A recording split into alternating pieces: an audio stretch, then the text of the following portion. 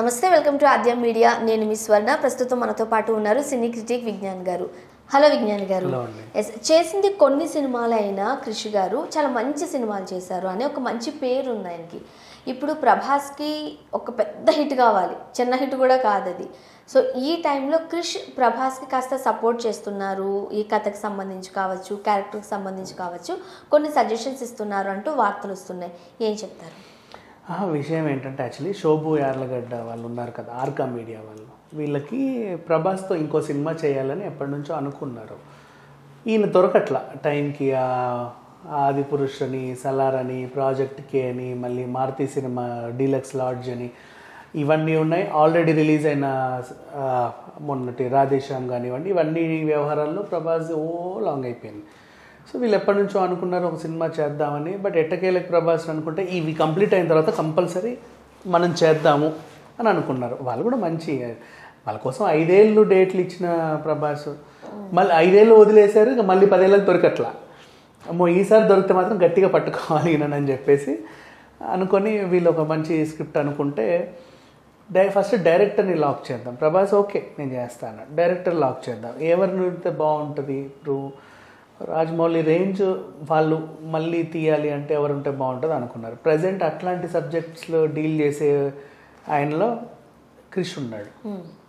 చేస్తాడు కదా క్రిష్, అవలీలగా చేసేస్తాడు. కృష్ణం వందే జగద్గురుం, కంచె, ఇవన్నీ క్రిటికల్ సబ్జెక్టులు ఆయన తీసినవన్నీ చాలా బాగా డీల్ చేశాడు. సో అలాగే ఆ కోణంలో చేస్తాడు అన్నట్టుగా నమ్మకం వచ్చింది. వీళ్ళు కూడా ఆల్రెడీ ఆర్కా మీడియా వాళ్ళదే, వేదం కూడా వేదం ఆర్కా మీడియా వాళ్ళది కాబట్టి వీళ్ళు క్రిష్ని లాక్ చేసుకున్నారు. సో వాళ్ళ పాత పరిచయం ఉంది. అంటే దానికి సహనిర్మాతలుగా ఉండే అనమాట. అంటే వీళ్ళే ప్రొడ్యూసర్ సహనిర్మాతలుగా వ్యవహరించారు. సరే ఏదేమైనా ఇంకా వేదం విషయానికి వస్తే మళ్ళీ జనాలకి ఇంకొక అద్భుతమైన వార్త ఏంటంటే మళ్ళీ ఆర్కా వాళ్ళు ప్రభాస్ని తెచ్చారు కాబట్టి అనుష్కను కూడా తెస్తారేమో. అంటే వేదం టైంలో వాళ్ళ అనుష్కకి ఇచ్చిన మాట వేరు, బోల్డ్ క్యారెక్టర్ ఇట్లా ఉంటుంది, చెయ్యండి, పర్లేదు నేను చేస్తా, ఇట్లా చాలా మంచి పేరు వచ్చింది అనుష్క గారు చేస్తా అని చెప్పినప్పటికీ ఒప్పించడానికి వాళ్ళు ఒక మాట ఇచ్చారు. యాక్చువల్గా ఒప్పుకుంటుందా లేదా, ఏం చేస్తుందో, అరుంధతి లాంటి అమ్మాయి ఇలా చేస్తుందా, నెక్స్ట్ మా దాంట్లో మంచి హీరోయిన్ పాత్రకు మీరే ఇస్తామండి, ఇప్పుడైతే చెయ్యండి, ఇది జస్ట్ 5 స్టోరీల సమాహారము, యాంథాలజీ చెయ్యండి అని చెప్పేసి అంటే అప్పుడు వాళ్ళు ఒక మాట అనుకో, అగ్రిమెంట్ కూడా కాదు, జస్ట్ ఒక మాట అనుకున్నారు అంతే. వీళ్ళకి అది ఇంకా మైండ్లో ఉండిపోయింది. ఎందుకంటే అనుష్క అందరితో ఫ్రెండ్లీగా ఉంటుంది, మంచి అమ్మాయి, మంచి అందరితో ఫ్రెండ్లీగా ఉంటుంది, బాగుంటుంది. సో ఇవేమన్నా మళ్ళీ చాలా కాలంతో ప్రభాస్ని లాక్ చేశారు కాబట్టి అనుష్కనే తీసుకొచ్చే ప్రయత్నం చేయొచ్చు అన్నట్టుగా ఉంది. అండ్ నెక్స్ట్ అనుష్క లావైనా సన్నమైన ఏమైనా ప్రభాస్తో పాటు అనుష్క ఉందంటే ఫ్యాన్స్ కదా, అది వేరే విషయం. ఎలా ఉన్నా చూస్తారు. కావాలంటే క్యారెక్టర్ కొంచెం బొద్దుగున్న హీరోయిన్ లాగా కూడా పెట్టుకుంటారు వీళ్ళు, తప్పే ఉంది. నిత్యమీనన్ చేయట్లా అయినా అనుష్క గారు తన ఎక్స్ప్రెషన్స్ తో కొట్టేస్తారు మొత్తం అంతా. తను ఇంత లావు ఉందని ఎవరు చూడగా మొన్న శెట్టి వర్సెస్ శెట్టి, మిసెస్ శెట్టి, అది పోలి శెట్టి రిలీజ్ అయినప్పుడు చూసి అందరూ అరే పర్లేదు బాగానే ఉంది అనుకున్నారు. తర్వాత వాళ్ళు వీళ్ళ చావుకు వచ్చినప్పుడు కూడా అనుకున్నారు ఇంకా అట్లాగే ఉంది అనుకున్నారు. కాకపోతే అనుష్కని ఎందుకు ఇంకా అభిమానులు అలా ఉన్నారు అంటే అందరికీ తెలుసు పాప మా అమ్మాయి తప్పు లేదు, మనసు పెట్టి సైజ్ 0 సినిమా చెయ్యాలని అలా తయారైంది. హీరోలు 6 ప్యాక్లు పెంచినట్టు మరి పాప అమ్మాయిలు ఏం చేస్తారు. అట్లాగే కీర్తి సురేష్ వాళ్ళు కూడా తగ్గొచ్చు ఈజీగా, కానీ పెంచిన తర్వాత మళ్ళీ తగ్గడం, ఇది పెంచడమే కష్టం. పాప అమ్మాయి చాలా కష్టపడి పెంచింది. కొంచెం కొన్ని బాడీస్ అంత తొందరగా కదలవు. అండ్ వీళ్ళది యోగా బాడీలు. అండ్ మిగతా వాళ్ళందరూ కూడా వెంటనే తగ్గించుకుంటే రకరకాల సర్జరీలకు వెళ్తారు, ఫారిన్ వెంటనే ఫ్లైట్ వేసుకొని వెళ్ళిపోతారు. ఈమె అట్లా కాదు కదా, ఈమె ఎప్పటి నుంచో యోగాని నమ్మింది. ఆమెకు అవి తప్ప ఇంకా వేరే ఏం పడవు. ఆమె డైట్ కూడా డిఫరెంట్, నాన్ వెజ్ తినదు. ఆమెది ఒక టైప్ ఆఫ్ ఇది, అందుకే అందరికి ఇష్టం. సో అట్లా అమ్మాయిని చూసుకుంటే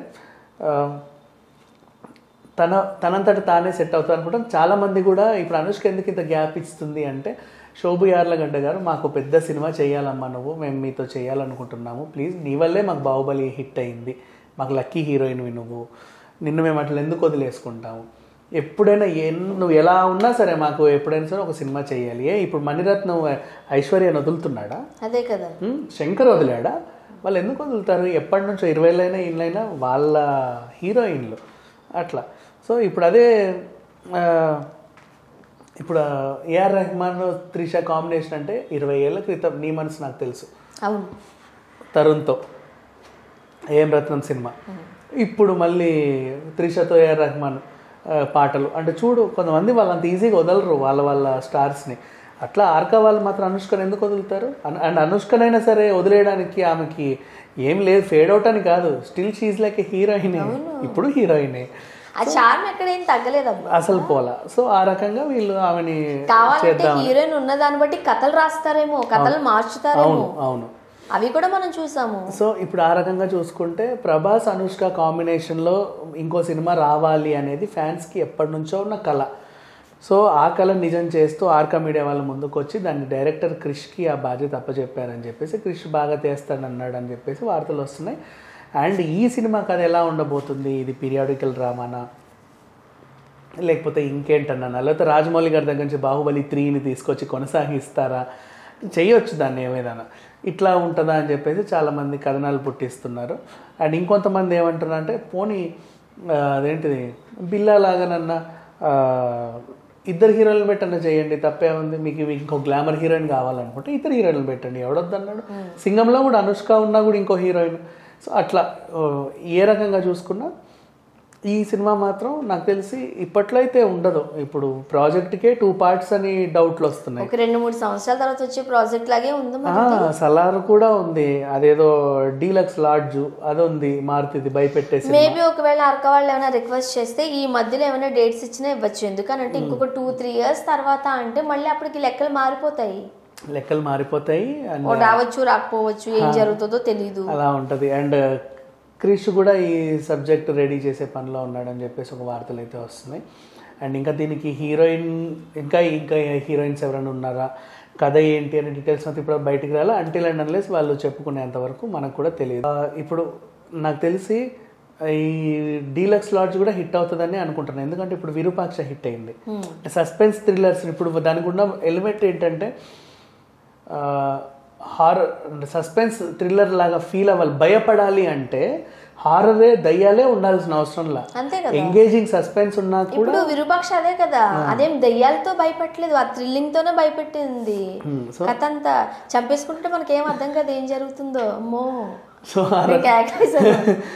ఆ రకంగా చూసుకుంటే అంటే మన కథ చాలా మందికి రివీల్ అయిపోయింది. కానీ అది చూసా ఆర్టిస్ట్ ఉన్నప్పుడు మన పేర్లు రివీల్ ఆర్టిస్ట్ ఉన్నప్పుడు ట్రైన్ ఇట్లా వెళ్ళినప్పుడు అనిపించలే, అది ఉంటుంది కామన్. కానీ సో ఆ రకంగా అంటే ఆ సస్పెన్స్లో భయపెట్టడం కూడా గ్రేటే. అట్లా ట్రైన్ అంటే లిఫ్ట్ ఎదురుగా కార్తో కూడా భయపెట్టాడు మన దీంట్లో అమరావతిలో మన రవిబాబు. లిఫ్ట్ తీయగానే జయ్యని కారు వెళ్ళిపోతుంది, ఆమెకి ఏం అర్థం కాదు సడన్గా, అట్లా కూడా కడుపుతో వచ్చినప్పుడు. ఇట్లా అంటే మనం ఈ సీన్ ఎక్స్పెక్ట్ చేయలేనప్పుడు జరిగింది అనుకో, ఆబ్వియస్లీ మనం కొంచెం భయపడతాం, భయం ఉంటుంది. సో అలా భయపెట్టడం కూడా గ్రేటే అని చెప్పేసి కూడా వీళ్ళు అన్నారు. సో ఏదేమైనప్పటికీ మళ్ళీ ఆర్కా మీడియాలో వీళ్ళని చూసాం. బట్ ఒక రాజమౌళి ఉండడేమో, అట్లీస్ట్ మ్యూజిక్ అయినా సరే కీరవాణి ఉంటే బాగుండని అందరూ అనుకుంటారు. ఎందుకంటే ఇప్పుడు ఈయన కూడా హరిహర వీరమల్లకు కూడా ఈయనే మ్యూజిక్ కాబట్టి మ్యూజిక్ కీరవాణి ఏం జరగబోతుందో ఎలా ఉండబోతుందో. Thank you so much.